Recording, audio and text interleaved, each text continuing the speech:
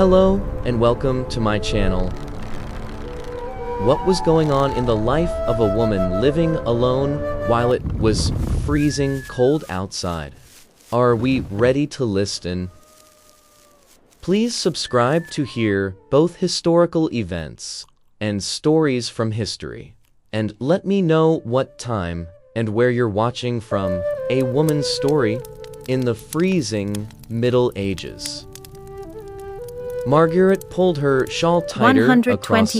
shoulders and pressed another handful of straw into the gap beneath her cottage door.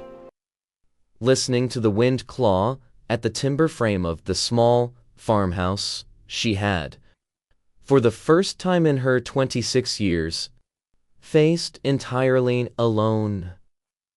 It was the second winter since her husband, John, had died of a fever that swept through their small village in Burgundy in the early 15th century. And this winter, unlike the first,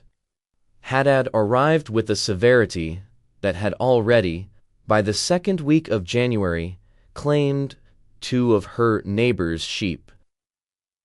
and forced the miller's family to abandon their outlying cottage for shelter closer to the village center. Marguerite had chosen, against the quiet but persistent urging of nearly everyone she knew, to remain on the small parcel of land Jean had held as a tenant of the local abbey, working the land herself with the help of one aging ox and whatever labor she could trade for with neighboring families. During the harvest months,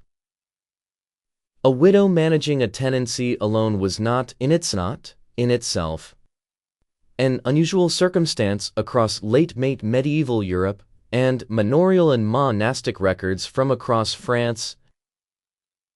and beyond preserve numerous documented cases of women who took up exactly this kind of independent management of land and household following a husband's death, sometimes for years, at a stretch before remarriage, if remarriage came at all. What made Margaret's situation more precarious than many was the particular, quiet suspicion that had begun, over the preceding months, to settle around her within the village itself. A suspicion she felt most sharply not in any single dramatic accusation, but in the small, accumulated ways her neighbors had grown cooler toward her, in conversations that stopped a half-beat to abruptly when she approached, and in the way the miller's wife, once a genuine friend, now crossed to the opposite side of the village lane rather than walkly past Marguerite's gate.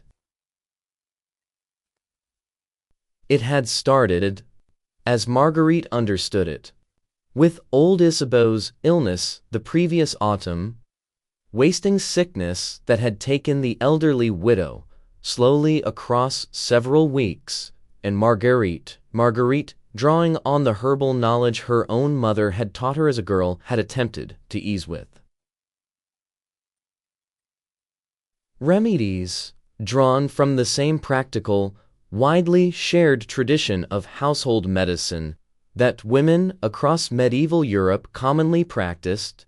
and passed down through generations, treatments, ointments involving common herbs, warm compresses, and the kind of basic nursing care that fell, as it did in countless medieval households, primarily to women rather than to any formally trained physician most rural families could never have afforded. Regardless, Isabeau had died despite Marguerite's care,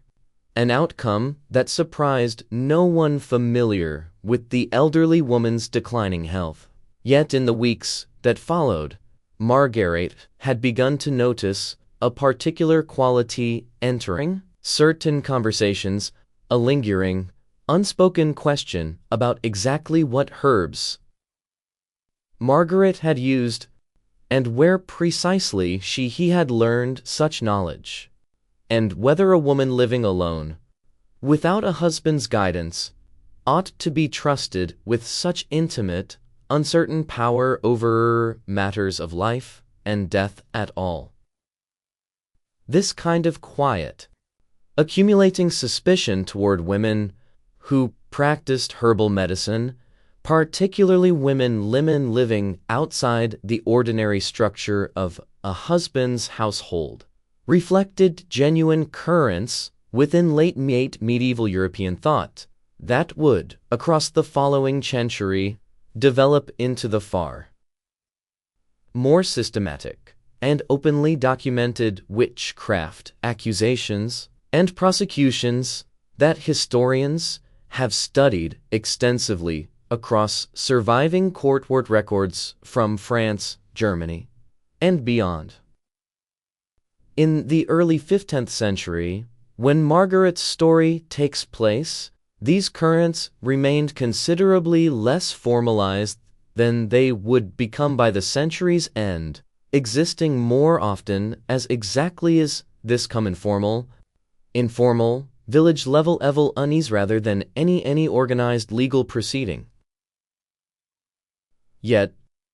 underlying anxiety they reflected about independent women, about knowledge that seemed to operate outside the Church's own sanctioned authority over healing and the body, was already genuinely present and capable of shaping a woman's daily life and safety in ways that Margaret now found herself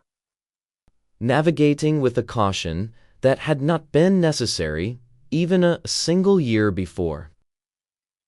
The storm now battering her cottage walls had begun 3 days earlier, arriving with a suddenness that had caught even the village's most experienced others by surprise, and Marguerite, checking her own modest stores of grain and dried peas by the light of a single tallow candle, found herself facing the same careful, anxious arithmetic that every medieval household head, man or woman, understood intimately during a storm of genuinely uncertain duration. Enough remained, by her own calculation, to see her through perhaps 5 more days at a careful, deliberately reduced ration, a margin that offered some comfort, but not nearly enough to allow her the luxury of assuming the storm would break before her supplies did. Her ox, sheltered in the small barn attached to the cottage's north wall, represented both her most valuable possession and her most immediate ongoing concern, since the animal's survival through this storm mattered as much to her ability to work the coming spring's planting as any question of her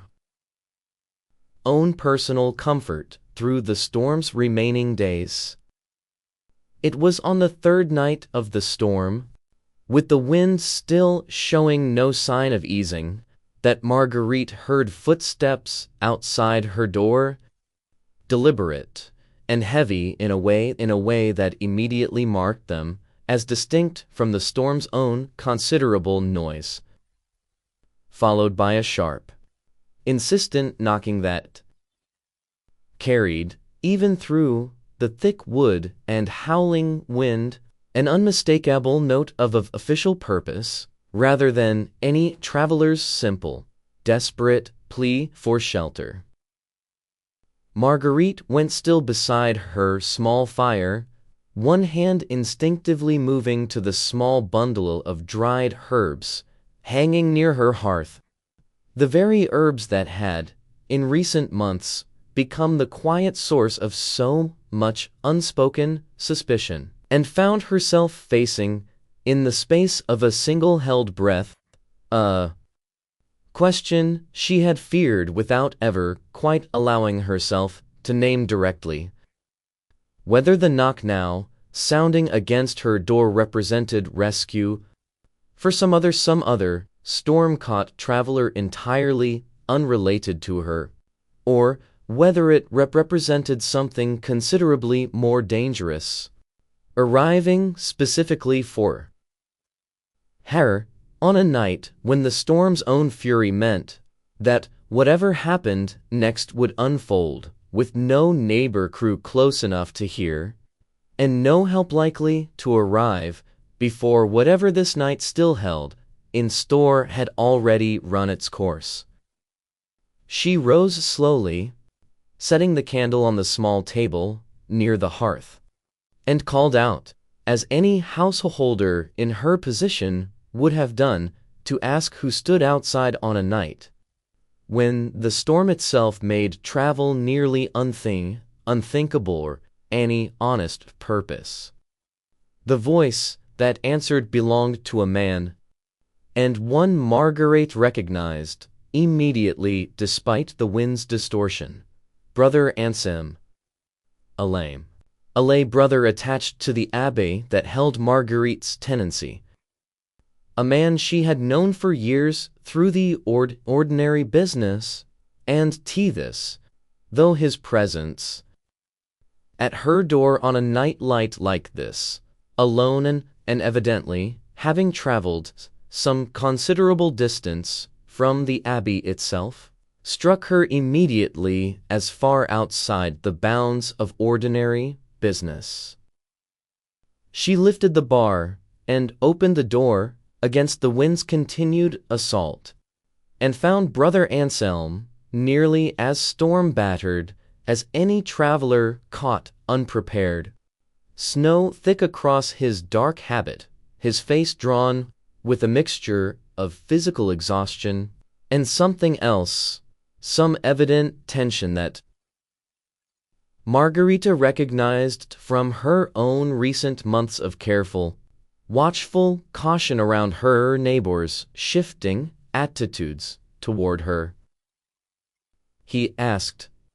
once inside and settled near her fire with the same careful attention to warming frozen extremities that any medieval household understood as necessary, whether she had heard anything yet of the matter that had brought him out into the storm,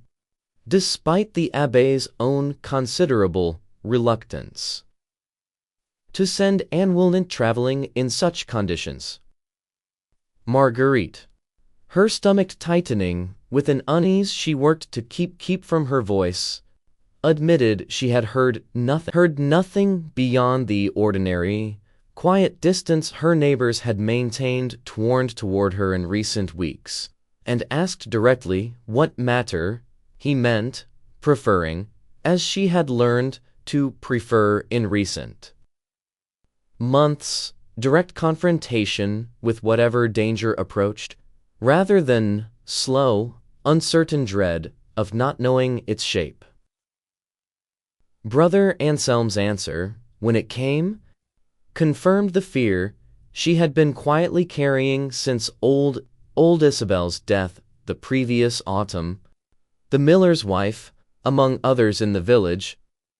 had brought formal word to the abbé's own court, the ecclesiastical jurisdiction that held authority over matters touching on sin, heresy, and the kind of suspected supernatural wrongdoing that fell, in this period, primarily under church rather than secular authority, alleging that Marguerite's herbal remedies and her evident skill with them extended beyond the bounds of ordinary, harmless household knowledge into something the complaint's language described in terms Brother Anselm relayed with evident discomfort at repeating them, as maleficium, harmful magic worked through unnatural means. Marguerite felt the floor of her small cottage tilt beneath her in a way that had nothing to do with the storm still raging outside, and found herself gripping the edge of her table as Brother Anselm continued, explaining that the abbey's court, cautious by nature and further slowed by the very storm that had nearly prevented his own journey, had not yet formally opened proceedings against her, but that the complaint itself, once lodged, created an obligation the abbey could not simply ignore, particularly given the genuinely serious nature of the accusation and the broader, gradually hardening currents of concern regarding exactly this kind of suspected practice that were, even in these earlier decades of the 15th century, beginning to shape how church authorities across France and the wider continent approached allegations that would, within another generation or two, harden into the far more systematic and considerably more dangerous witch trials that later medieval and early modern Europe would come to know. He had come, he explained, not as any formal awful officer of the court, but as a man who had known Marguerite and her late husband Jean for years, genuinely concerned that she understand the seriousness of what now stood against her before any formal summons arrived, and genuinely uncertain himself admitted with a candor that surprised Marguerite, given his official position within the abbé's own hierarchy, whether the accusation reflected any real substance, or whether it grew instead from precisely the kind of suspicion an independent woman, skilled in exactly the knowledge her own community depended upon yet somehow resented her for possessing, had always been vulnerable to across the medieval world of vulnerability that surviving court records from this period and that the decades following would come to document with increasing, troubling frequency. Marguerite, forcing herself to steady her breathing and think with the same clear, practical mind that had carried her through the previous winter's grief and every difficult seed since, asked Brother Anselm what she might reasonably do to prepare a defense before any formal proceeding began, since she understood well enough that ecclesiastical courts of this period, whatever their genuine severity in the worst cases, generally operated according to procedures that at least nominally allowed the accused some opportunity to answer the charges against them, a legal framework considerably more structured than the informal village suspicion that had been building around her for months, even if that same structure offered no guarantee of a fair or sympathetic hearing once formal proceedings genuinely began. Brother Anselm considered this carefully, drawing on his own years of familiarity with the abbey's court and its typical practices, and suggested that Margaret's strongest possible defense lay in precisely the ordinary, transparent nature of the knowledge she had used us to trio. Since herbal remedies drawn from common, widely recognized plan techniques, applied openly and without any secretive ritual or invocation that might suggest genuine unnatural practice, represented exactly the kind of defense that had, in comparable cases, he had some knowledge of from the abbey's own records, successfully distinguished innocent household medicine from the considerably more serious charge of maleficium in the eyes of careful ecclesiastical judges. The difficulty, as both Marguerite and Brother Anselm understood, without needing to state it directly, lay not in the truth of her a truth of her actual practice, which she knew with complete confidence had involved nothing beyond the ordinary herbal knowledge countless women across medieval Europe possessed, and applied without any hint of suspicion, but in the accumulated weight of circumstance that had gathered around her independent status as a widow managing her own household, a status that made her, in the eyes of neighbors already inclined toward unease about a woman operating outside the ordinary structure of a husband's oversight, a considerably easier target for exactly this kind of suspicion than an unmarried woman practicing identical remedies under her husband's evident authority and protection might have faced. Marguerite found herself, in the hours that followed as the storm continued its assault on her small cottage walls, recounting for Brother Anselm's benefit, and as much for own careful clarity of mind, as for his understanding, the precise details of every remedy she had used in Isabel's care, the specific herbs drawn entirely from her own kitchen garden and the surrounding hedgerows, the exact manner of their preparation, learned directly from her own mother's teaching during her girlhood, and the complete absence of any of the ritual elements, incantation, unusual timing tied to lunar or other astronomical observation, or invocation of any name beyond ordinary Christian prayer, that ecclesiastical authorities of this period had come to associate specifically with genuine, suspected maleficium, rather than legitimate household practice. Brother Anselm, listening with the careful attention of a man genuinely trying to help rather than simply gathering evidence against her, noted that her account,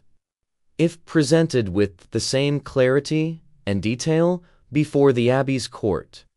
offered genuine grounds for hope, though he cautioned her honestly that hope and certainty remained, in matters of this kind, two considerably different things, since the court's judges, whatever their genuine intention toward fairness, operated within a broader climate of growing clerical concern out at exactly this category of suspected practice, a climate that meant even an entirely innocent woman could not fully guarantee the outcome of proceedings once formally begun. He explained, further, that the miller's wife's complaint had named, alongside the specific matter of Isabel's death, a broader pattern of concern regarding Margaret's continued independent management of her tenancy, a detail that struck Marguerite with particular bitter clarity as confirmation of exactly the suspicion she had long sensed but never heard stated so directly, that her perceived crime, in the eyes of at least some among her neighbors, was not truly the specific herbs she had used for Isabel, but the simple, ongoing fact of a woman continuing to live and work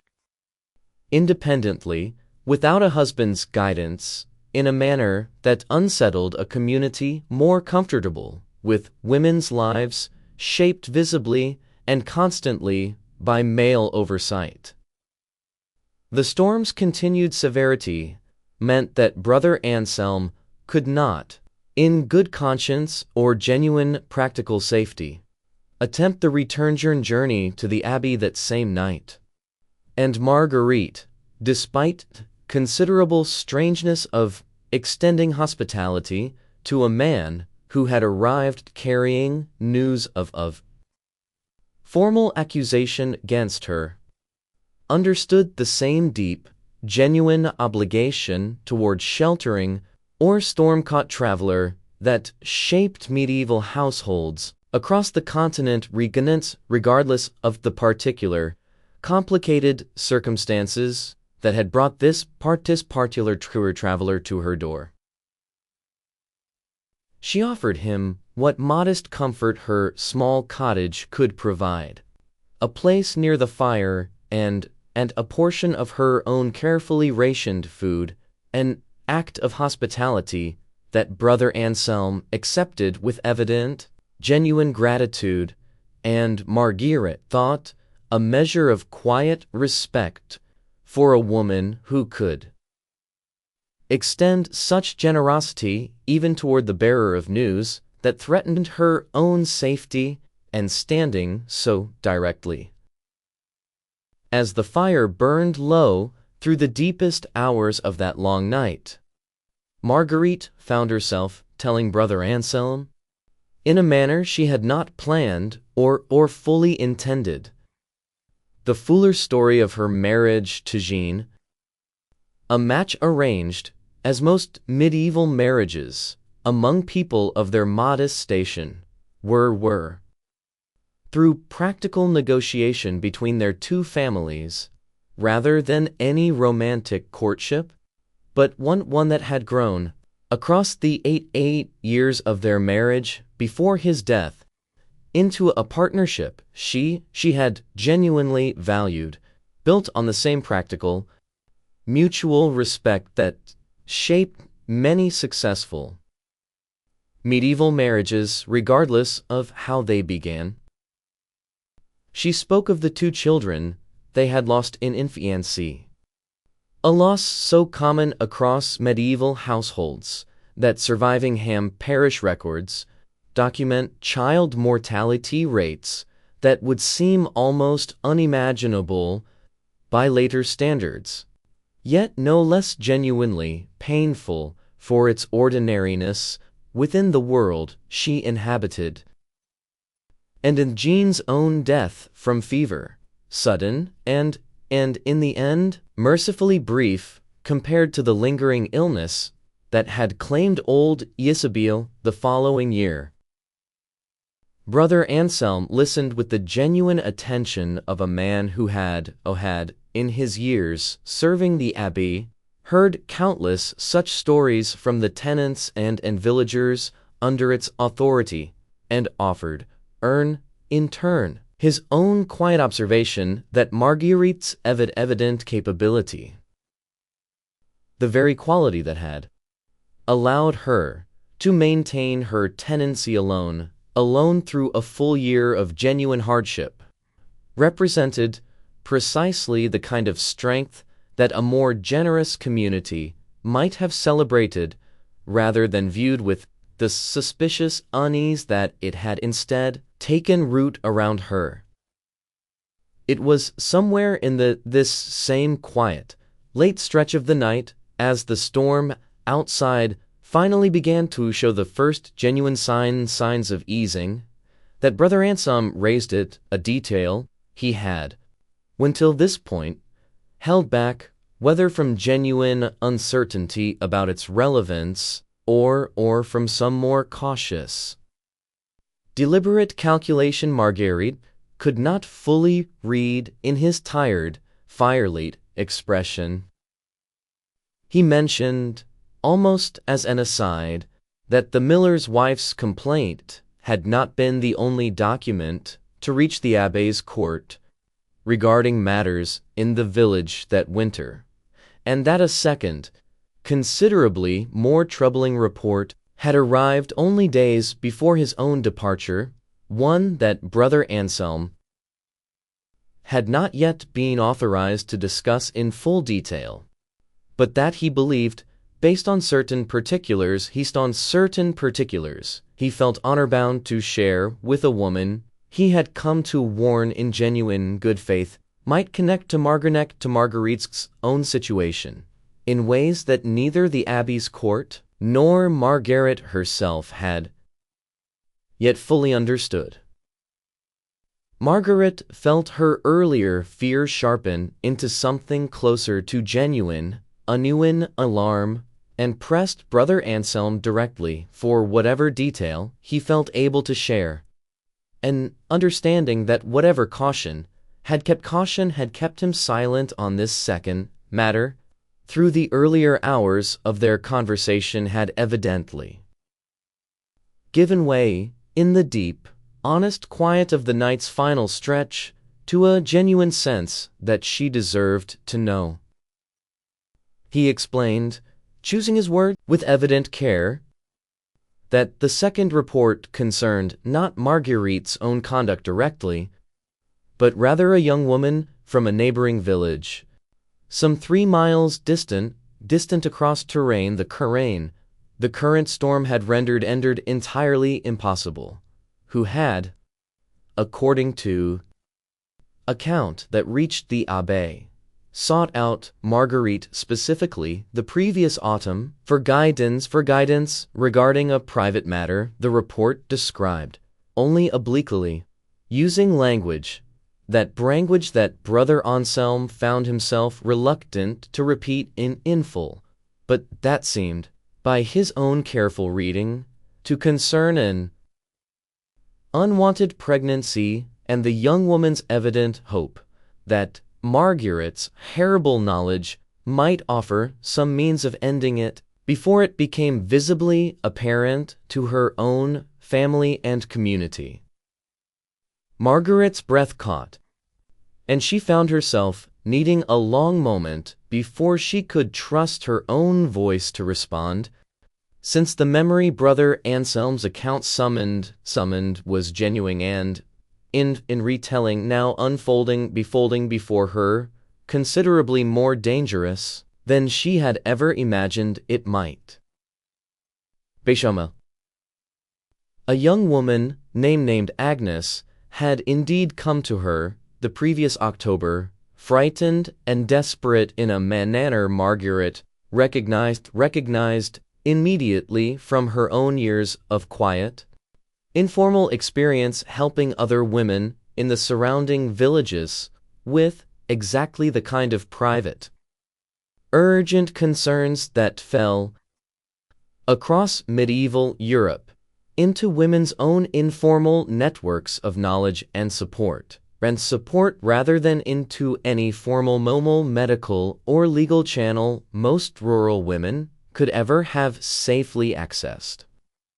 Margaret had, she now told Brother Anselm with the same direct honesty she had maintained through their entire conversation, refused Adina's specific request, explaining to the frightened young woman that she possessed no genuine knowledge of any reliable means to end a pregnancy safely, a refusal rooted in Margaret's own honest uncertainty about such matters rather than any particular more moral objection, though she admitted now offered Agnes what comfort and practical guidance she could regarding how the young woman might eventually approach her own family with news would, however difficult, need to be shared regardless of what remedy Marguerite could or could not provide. This distinction between refusing a request and never having received it at all mattered enormously to how the situation might now be understood by an ecclesiastical court already primed by the miller's wife's complaint to view Margarita's activities with genuine suspension. Describing Marguerite as a woman sought out specifically for knowledge of ending pregnancies, regardless of whether she had actually possessed or provided any such assistance, carried a weight and the danger at the more straightforward matter of Isabeau's herbal treatment did not, touching as it did on matters of sin and moral authority that fell squarely within the Church's most serious concerns regarding women's independent knowledge and practice. Brother Anselm, watching Margaret absorb this new, considerably darker dimension of her situation, admitted that he did not yet know whether Agnes herself had given any testimony to this effect, or whether the report had reached the Abbey through some other party's account of the visit. Distinction that mattered enormously to Margaret's genuine legal position, but that neither of them could resolve on this storm-bound night, with Agnes's own village entirely cut off by drifts and dangerous roads that would not clear for days at the earliest estimate either of their. The remaining hours before dawn passed slowly, Margaret's mind moving restlessly between the practical, immediate question of how she might eventually locate and speak with Agnes once the storm finally broke, and the deeper, more unsettling recognition that her situation had, in the space of a single night, grown considerably more complicated and genuinely dangerous than the already serious matter of Isabel's death alone had represented. She understood, with the same clear-eyed practicality that had shaped every decision of her widowhood, that her own account of events, however honest, would carry only limited weight against a formal report if Agnes herself, whether from fear, family pressure, or genuine misunderstanding of what had actually passed between them that October afternoon, offered testimony that contradicted or complicated Marguerite's version of had occurred. The two women had spoken alone, with no witness to their conversation beyond themselves, a circumstance common enough to countless private exchanges between medieval women navigating exactly this kind of sensitive, urgent difficulty, the one that now left Margaret's fate resting, in considerable part, on the testimony of a frightening young woman whose own motivations and current circumstances Margaret could not begin to guess at from within her storm-locked cottage. Brother Anselm, sensing the weight of this realization settling over her, offered what genuine comfort and practical counsel he could, suggesting that Marguerite VIII's best course, once travel became possible again, lay in seeking out Agnes directly and privately, before any formal summons from the Abbé's court forced a more public, considerably less flexible confrontation between their two accounts. He cautioned her, too, with the same careful honesty he had maintained throughout their long night's conversation, that such a private approach carried its own genuine risk, since any suggestion that Margaret had sought to influence or coordinate testimony with Agnes before formal proceedings begun could itself be construed by a suspicious court as evidence of exactly the kind of guilty consciousness that an entirely innocent woman would have no reason to display. A bind that Margaret recognized immediately as characteristic of the genuinely difficult position she now occupied, where nearly every available course of action carried some measure of risk alongside whatever protection it might offer. As the first pale gray light of dawn finally began to filter through the gaps in her shuttered window, the wind outside dropping at last from its days-long fury into something closer to an ordinary, if still bitterly cold, winter morning, Marguerite rose to check on her ox and to assess. With same careful attention she applied to every resource. Her survival depended upon exactly how much of the storm's damage she would need to address before any further travel or investigation into her own increasingly precarious situation could even begin. Brother Anselm,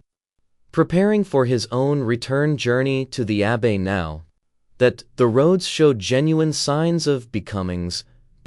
possible, paused at her door with an expression Marguerite could not fully read, some combination of genuine sympathy for the difficulty she now faced, and, she thought, a certain private uncertainty of his own regarding how the Abbey's court and the broader currents of concern shaping ecclesiastical attitudes toward women like her across this particular decade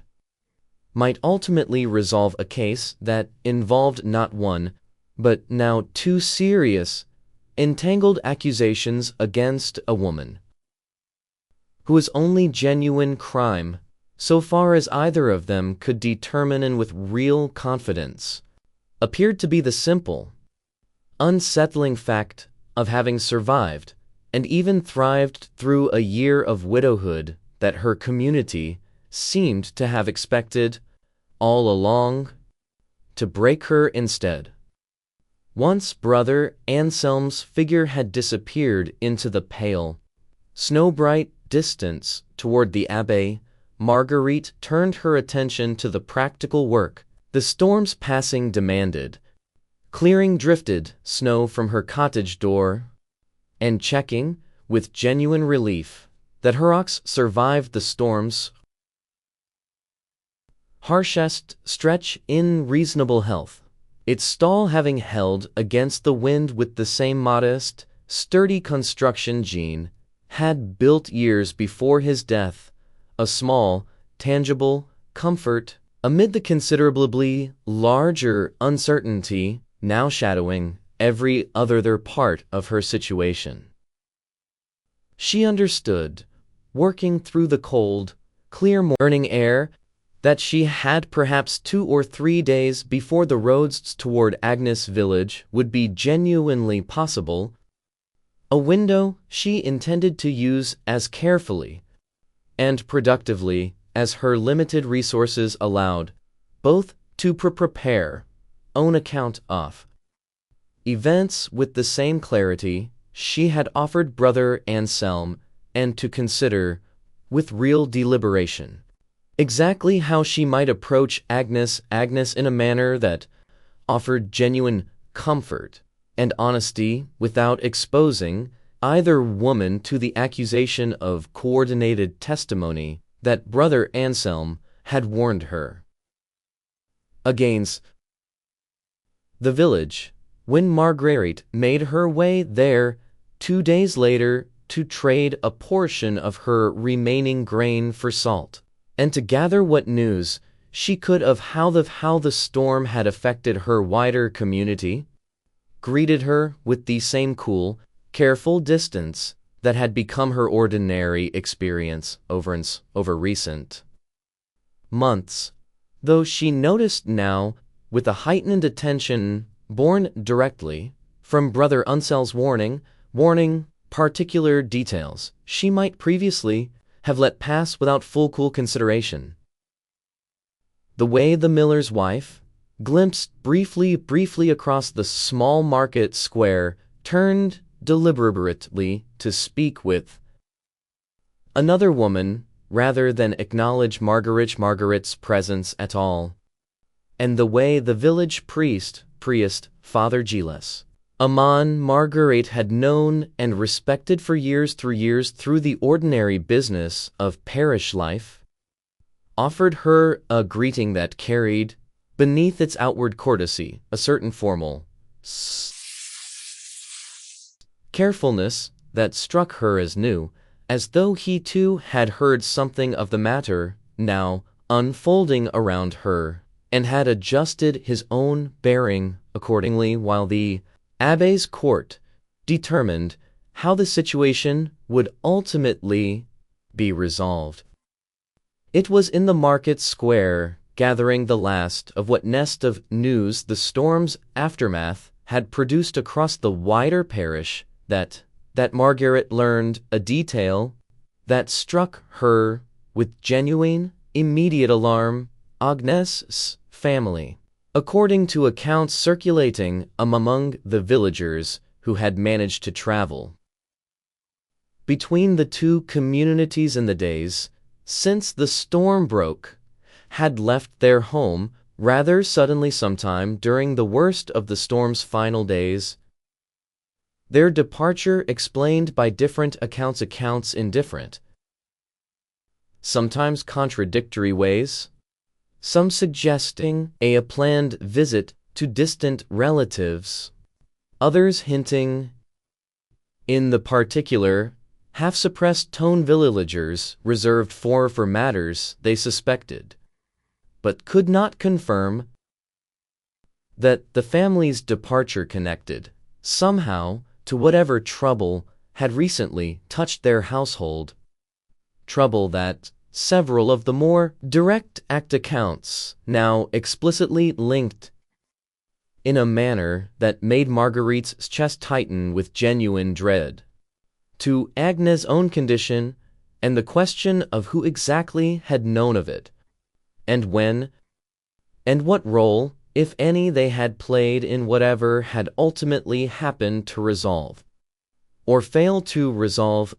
the young woman's evident crisis. Margaret pressed further, careful to keep her questions phrased with the kind of ordinary, nay, neighborly curiosity that would not itself draw further suspicion toward her, and learned from an older woman she had known since childhood, one of the few in the village who had maintained something closer to her earlier warmth toward Marguerite, despite the recent months of gathering unease, that Agnes had indeed been unwell in the weeks before her family's departure, though the precise nature of her illness remained, in this telling as in every other Margaret had managed to gather, frustratingly unclear, described only in the vague, careful terms medieval villagers commonly used when discussing matters they considered too delicate or too dangerous for open, direct conversation. What troubled Margaret most, turning this fragmentary information over in her mind, as she made her way back toward her own cottage through the crisp, cold afternoon air, was the timing. If Agnes's family had indeed departed during the storm's final days, they would have left at almost precisely the moment Brother Anselm arrived at Marguerite's own door carrying word order of the second report concerning Agnes's visit the previous autumn, a coincidence that struck Marguerite as entirely possible to explain through simple, unconnected circumstance, yet that none less settled into her thoughts with an unease she could not fully shake. She considered, walking the last stretch of frozen road toward her own gate, whether the family's departure represented flight from scandal, protective effort to remove Agnes from a community now evidently aware of at least some version of her private difficulty, or whether it did something else entirely, perhaps connected to Agnes's health in a manner that had nothing at all to do with the pregnancy Brother Anselm's report had described, or perhaps, in a possibility Marguerite found herself reluctant to fully consider, yet unable to dismiss entirely, connected to some resolution of that pregnancy achieved through means and assistance Marguerite herself had played no part in providing, assistance that might, depending on its nature and outcome, carry consequences for Anna's own family considerably more severe than any suspicion currently gathering around Margaret's own more modest, more easily explained involvement in the matter. Reaching her own gate, as the winter afternoon began its early slide toward dusk, Marguerite found herself facing the genuine, uncomfortable recognition that her carefully considered plan to seek out Agnes directly, once travel allowed, now depended on locating a family that had, for reasons still entirely unclear to her, chosen to leave their home and their community at precisely the moment such a conversation might have proven most valuable to her own defense, a development that left her, as she settled back into the quiet, familiar routine of her own solitary household for what she now understood would need to become several more days of careful waiting and careful listening, genuinely uncertain whether the coming spring, when the Abbey's court would presumably move forward with whatever formal proceedings, the miller's wife's original complaint and the subsequent regarding Agnes had set in motion, would find her positioned to offer the clear, coherent defense Brother Anselm had encouraged her to prepare, or whether the still unfolding, still largely mysterious circumstances surrounding Agnes's own sudden absence from the village would instead leave Marguerite facing her accusers with the single most important piece of evidence in her own favor, the young woman's own honest testimony, entirely and perhaps permanently out of reach. Thank you for listening to my story. Please don't forget to subscribe and leave a comment.